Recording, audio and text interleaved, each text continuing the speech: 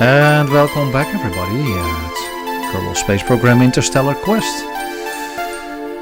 This is where we pay tribute to Scott Manley's epic series, and we also try to go interstellar. And today we have a very special craft for you. Our story starts out at Nova Works, our island Kerbal facilities, and it's a rainy morning when we have a very special launch. This is where we launch all our experimental crafts. It's home to our famous Kerbal called Scott, because he loves to fly space planes in this particular part. And on the pad is Iris D1. Iris being the namesake, or the sister or brother to, not probably the sister to the Hermes class of space planes. And Hermes launches on top of a spaceship. Whoops. That will probably buff out. Buzzing the tower. On board are Scott Kerbin, Bill Kerbin and Bob Kerbin. And they have a science mission and a test mission. This is the first flight, the inaugural flight of the Iris spacecraft. And where Hermes is the messenger of Zeus, Iris is the messenger of Hera. And so she flies off in a very odd orbit. This is an orbit we have not, or an inclination we've not tried a lot. We are in a polar inclination, and because this is the first flight, I decided to not fly the normal way the shuttle would fly, which is upside down, because I want to make sure that the boosters do not hit my wings. The space shuttle, of course, being the world's fastest glider, it's 75 ton in real life, but ours is about half that. And we have the orange tank from day one. The original space shuttle, I think the first flight was having this white tank, or the first two flights, and there was about 300 kilograms of paint on it. So the orange color is not just because it's a nice color, it really serves the purpose of saving weight at this point. Anyway, we make it to orbit. And it's a bit janky ascent. It's not that easy with these offset engines. I've tried to keep torque to the minimum. But as we deplete fuel from the tank, the center of mass switches and it becomes more difficult. But we can lower our thrust a bit and no problems there. So we are in a polar orbit about 120 kilometers above Kerbin, and it's time to jettison this orange tank. There's about 500 meters per second left, 500, 600, which made me wonder what more can we do with this design. And we'll spend some time thinking about that. But on board you saw, very briefly, a space lab, a expandable solar panels. We do also have fuel cells on board, but I'm not sure how long this will take. So I brought some solar panels just to be sure. And we are making high-resolution scans of Kerbin for science and money, because we can get a lot of money from it. So basically we'll stay in orbit, and as we start mapping out the planet and get additional data. We've done this for Mun, we've done it for Minmus, and I think for most of the majority of the planets. And in the next episode we'll probably launch you a bunch of Wayfinder probes to the other planets. But for now we're checking out if everything works, and in the distance you can still see our tank drifting around. And this is going to take a couple of days to get everything done. But I'm glad we made it to orbit. Once you've lit those two boosters, these white solid rocket motors, there's no way going back. And just look at the design of the shuttle. This is the come-around design based on the shuttle expansion mod, which gives us a second generation shuttle. It actually has an escapable crew module. But I've decided to remove some of the components and bring down the cost to about 140,000 funds, which is still a lot more than our non-reusable rockets. But I hope that with recovery of the boosters, because we've got stage recovery installed, and if the orbiter can make it back in one piece, we should be fine. We should be able to recover all those funds.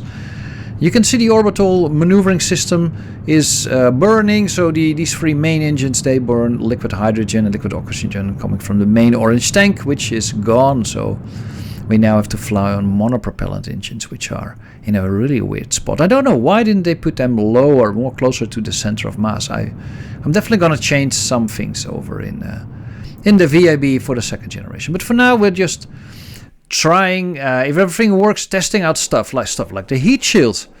The original heat shield on the Space Shuttle was kind of a tile magic. The belly was covered with, I think, something like 24,000 silica tiles, and they could they sort of shed off the heat that well. They were able to not absorb it so good that if you would put a tile in an oven that was something like 1200 degrees, you could pick it up by the edges, and you would be able to do that with your bare hands.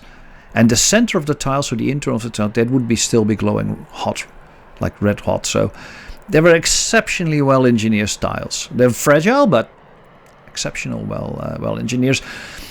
Which cannot be said for the computers on board of the Space Shuttle. Well, they were good for their time, but I think they had less than 1 megabyte of RAM, and your smartphone has about 1,000 times more processing power than the machine that sort of choreographed all the most complex orbital maneuvers. Not as bad as the Apollo mission, obviously, but still not pretty good. We're struggling to keep the plane at this angle, so I was trying to keep it pitching it at 90 degrees, bleeding off a lot of speed and trying to not overshoot the runway again. And yeah, that's not gonna turn out great. And we're going back to the desert runway, which is a couple of degrees off the equator, which means we also have to slide so a little bit towards it. So you can see me angling, trying to slip a little bit more southbound to make sure we get to that place. And we're breaking the sound barrier. And I'm really struggling. I typically fly my craft with atmospheric autopilot, which gives you a fly-by-wire system. But it oscillates this shuttle completely out of control. So I have to do some manual flying. I am relying on MacJeb's Smart ASS to maintain pitch, heading and roll, but you can see it's not doing a great job. Fortunately, we've got tons and tons of RCS on this thing and monopropellant. So yeah, that's cool. As we approached the runway, I noticed that ILS was not functioning, and I installed a couple of new nav utilities. So you can see me looking for the airport. Where is the runway? We should be almost right on top of it. We should get a visual on it somewhere, but yeah, maybe I should make some markers in the terrain leading up to the airfields. But then again, we are also coming in at quite a weird angle, so I guess that's fine. Okay, we can live with that. We already turned around a bit, and we should be on a good approach, and there it is. When you look to the top of the spacecraft, I saw it poking out between the clouds, and we are on a final approach. Yeah. The cargo bay will be super helpful. I mean, the cargo bay on the Space Shuttle was already something like 20 meters, and mainly designed for spy satellites. But we're not doing that. We're using it to help construct space stations, and I can foresee when we start building larger interplanetary craft, we will need some capacity to lift large chunks of material to orbit. You can see me bleeding off speed, but not too much. Trying to figure out how much can we bleed off, what is the angle of descent. And I've got some really cool neo mods that I found for this called nav utilities. I'll show you that in a minute, which is supposed to help me align the runway. But I was struggling with how it worked. So if you know what I did wrong, I think I set up the runway properly. I was editing the config files to make sure I have my custom runways installed. But yeah, because we are at the desert airfield, and I've added runways to it, so this is going to be our main spaceport for flight operations toward orbit, and maybe the moon later on. Here you can see nav utilities. It should give me an alignment indicator saying if you're sort of perpendicular to the runway, but yeah, Obviously that's not completely working. And on the right hand side you see MacJeb Smart AS, which I used to maintain a certain pitch and heading. Here you can see me trying to bleed off speed and align with the runway. I am way too high at 500 meters. Fortunately this is almost 5 kilometer runway, so it should be good. I should have plenty of room to touch down. But the alignment part and the juggling with the controls is not that easy. But the craft responds super well, and we've slowed down considerable, so it's time to line up, lower that landing gear, and see if we can get to touchdown. I'd love to touch down right next to the airplane hangar, so we could store our craft, but that's okay. I'm sure we can taxi or have these little pushback carts get us there. I'd rather land in one piece than don't land at all. Here we are. We are well aligned. And now we're committed to the descent angle. We're bleeding off the final bit of speed. And we should be touching down any second right now. Here we go. You can see that I'm watching the nav ball mainly. And touchdown. Deploying the parachute. And here we go. That is a beautiful landing.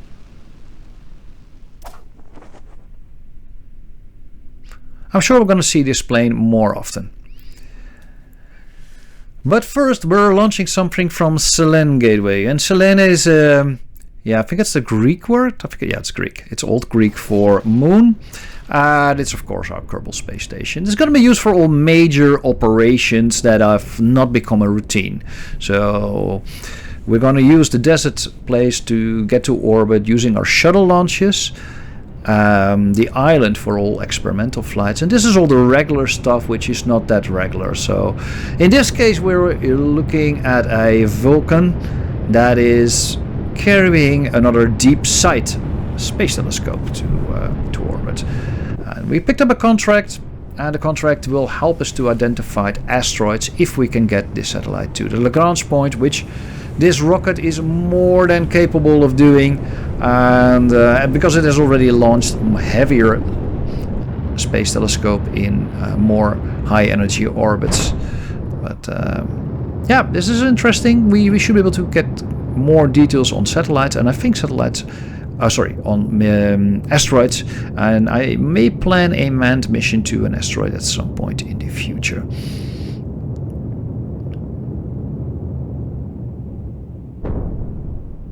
Breaking the sound barrier again. Now once we made it all the way to orbit, we deployed our pharynx, and we are now extending the solar panels. And you can see I'm using the same bus kind of structure where we have an equipment bay with some kind of equipment in there, and batteries and controls and stuff like that. And on top is the sensor suite. I recently also discovered that I probably should have added something to my other satellites to look for trace gases, but that's something we'll do in another episode. For now we're on a route to our Lagrange point, which means we need to boost up to about 4 million kilometers, which is going to be quite the journey, which you will see in a second. But again, this upper stage has plenty of fuel left. It's got liquid hydrogen on board and an oxidizer, and together it has something like 2,000, 3,000 meters per second of performance left, because this is a very, very light satellite. You can see me manually actually trying to figure out, is it manual? Yeah, I don't even remember what I was doing. I think it was a manual. Trying to tweak the orbit, getting it as close as I can to the target, and then I'll probably use MacJeb to just circularize it once we get there. There we go. That seems pretty accurate. I probably should have checked the contract to see if I have matched its parameters, but I'm just sort of eyeballing it. So when you open a contract in KSP, you can see, if you press a little blue plus sign, you can see if you actually met the objectives. But here we are in orbit, and we start scanning for asteroids, and hopefully we'll find some nice big E-class asteroids that we can push into orbit. And you see on the bottom, you can just barely see the docking nodes. So if we need to make upgrades, we can.